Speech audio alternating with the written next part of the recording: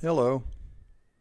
Um, a few years ago, I made a video discussing the Brave browser, and I've since then deleted that video. But a couple of weeks ago, I was speaking with a friend, and we were discussing browsers, and I was explaining that there are browsers considered secure browsers. So I thought I'd shoot this video again. Now, this video is going to be shot ad hoc. I didn't prepare any notes. Um, I'm going to consider it to be a raw video unless I botch it up so bad that I need to trim some things out. It'll actually go up on my channel the way I recorded it. Okay, so I have multiple browsers installed on my Windows 10 machine here. I have the Microsoft Edge browser. I hate that browser, by the way. Microsoft just wants you to use that. You can't even get rid of it. Then I have the Brave browser, the Google Chrome browser, the Mozilla Firefox browser, and another browser called Opera. I'm sorry. There's one of those faux pas there. Now, so for many years, I like to use the Chrome browser. And, you've gone to websites before and you've logged into an account, and the web browser will give you a pop-up and it'll ask you, do you want to save your credentials? And I always said yes, because I thought it was saving it on that local browser on that local machine. Boy, was I wrong. What it actually does is it saves it out to Google.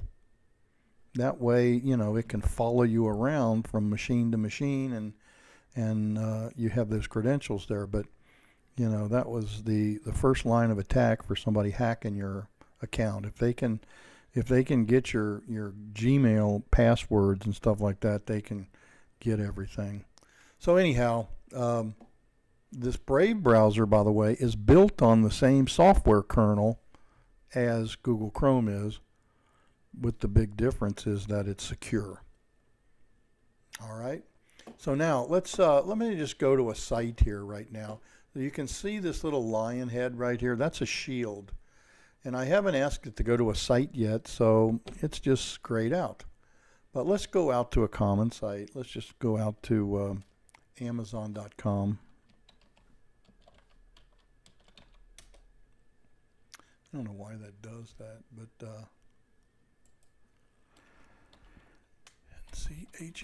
NCHYGH. Okay. Now, so I'm on Amazon.com. Now we see that little gray lion's head, the shield. It turned red. And there's a little circle up in the upper right-hand corner, and it's got a number in it. And that number right now is 4. So Brave raised 4 shields, right? Brave's standing out in front of me, and the enemy's attacking. And Brave is sticking the shields up, and it's keeping 4 of these nasties away from me. Now, what are those 4 things that it raised the shield against? If I come down here, it's blocking trackers and ads. So if I click on that, it'll show me these 4 things that it's blocking. Now, I'm not going to claim to know what all those are. I could kind of dig out what some of those things are. Some of them are media trackers. There's one of them in particular I'll mention. I don't see it here, but it's called Demodex. Demodex is like a cookie, is related to cookies. And if I was to allow that shield to stay up, when I click on certain things on the Amazon.com page and it's using the Demodex, then it would prevent that page from loading.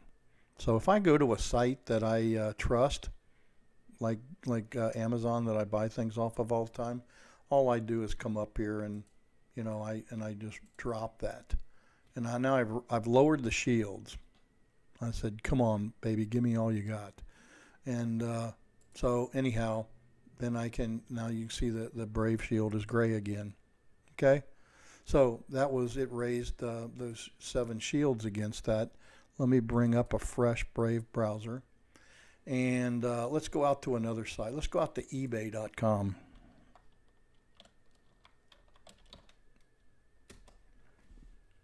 All right, so now we're out to eBay.com, another e-commerce site. occasionally I buy things off of that. And right now, if I hover over the top of that, I'm waiting for the pop-up to come up because I don't have my glasses on. It's actually raised a shield against 17 trackers and ads. Now, what it's really preventing is cross-site communications. So, if I'm out on one site, it's collecting demographic information, and it's sending it or actually selling it to other sites. That's the way they make money, okay? And so anyhow, if I want to see what those are, there's the 17. If I click on that, then I'll see, this listing of the 17. It doesn't look like 17, but if I expand on some of these, there's more underneath of them, okay? Now, do you want somebody to know everything you're doing in your web browser? Do you want them selling your information? Now, another thing that people don't realize is that, you can block cookies, and you've gone to websites before, and it's told you that it can't load the page because you're blocking cookies. Well, that's kind of what that Demdex does. And but the other thing that people don't understand is that in your address book, in your mail browser, I use Microsoft Outlook, and when I put entries in my contact list, they're not just in that contact list, as textual information. They're actually ultimately saved out in the system's registry. And, so for years I've tried to explain to people that just having their computer plugged in 24/7 connected to the internet is not going to allow anybody to hack into it, because your computer has to have a web service that's actually listening and, having a service that's going to allow somebody to come in.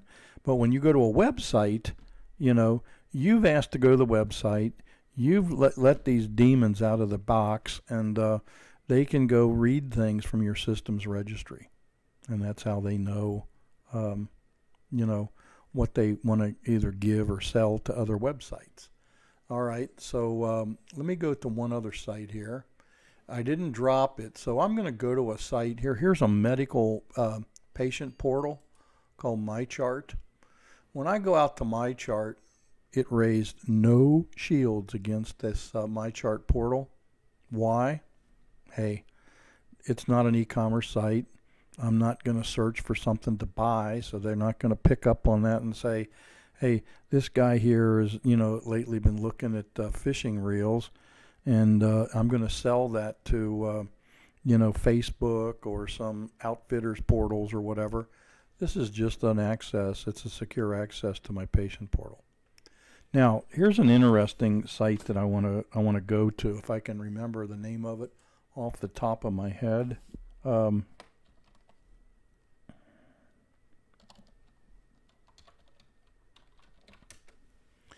This happens to be a web page for a family member's market. They own 2 of these markets up in northern Ohio. And a few years ago, when I was making that other video, I went to their site and I found that it was blocking 29 shields were raised against cross-site communications. And, so I went and looked at that, and I said, okay, right here, it's cleaned up quite a bit today. So they have a web page, and they have weekly specials. So they have a webmaster that they pay to take care of all that kind of stuff. Now, have you ever seen the television commercial? You don't see it that much anymore, but there was a television commercial for a company called Wix, W-I-X. And what they did is they offered a free website development tool. So think about this. How can I employ, let's say 20 or 30 programmers to develop a web development tool and then give it away? Really? I'm going to give it away and pay the salaries of those programmers that work for me? Well, they make money. Okay, so let's look at these 10 things that it's blocking here. The very first thing I see up here at the top of the page is Wix, Wix.com. So their web developer You know, my family member had no idea. He just entrusted this to their web developer, their webmaster, to do it, and he's the one that's using the Wix tool. So here's what happens then. The webmaster is using the Wix tool. It's free to him. He develops a tool, but when that page is built, it's embedded all kinds of little calls in there from Wix. And so Wix is making money ultimately, right? They're getting information about buying trends, what kind of foods these people are buying, and they're getting other information off of the machine, the host computer, the laptop computer, whatever. They're getting information off there about the person, the user, and they're selling that information. So that's how Wix makes their money, in order to be able to give away a software tool. But so anyhow, it's down to like 10 right now. But like I said, about 3-4 years ago, there was it was up in the upwards of 20s or 30s of cross-site trackers that it was blocking.